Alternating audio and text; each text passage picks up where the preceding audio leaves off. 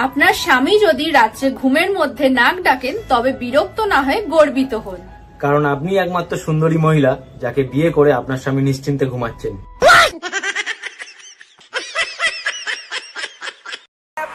আচ্ছা বাবু, একটা কিস করবো?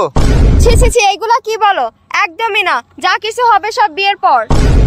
ও তাহলে একটু জড়াই ধরি। আরে এটা কি বলো? বললাম তো এসব কিছু বিয়ের পরে হবে। সব বিয়ের পরে? হ্যাঁ। আচ্ছা বাবু, একটু হাত ধরে ঘুরি চলো। একদমই না, বললাম তো সব বিয়ের পরে। সবকিছু বিয়ের পরে? হ্যাঁ। আচ্ছা ঠিক আছে, ওকে, নো প্রবলেম। তো বাবু, তুমি না আমাকে কালকে বললা যে আমাকে আজকে মার্কেটে নিয়ে যাবা শপিং করাতে, তো চলো না শপিং এ যাই। এটাও বিয়ের পর? বাবারে, আজকে কাজ করে খুব কষ্ট হয়ে গেছে। এই গামছাটা দাও তো একটু। ওই তো আলনায় রয়েছে। ভাতটা বেড়ে দাও। ভাতের টেবিলে বাড়া রয়েছে। জল কই? ওই যে জগে রয়েছে। আমাকে দরজা সে মোটা লাঠিটা যেন কোয়া না। দিচ্ছি তো, সবসময় খালি ভয় দেখাবে।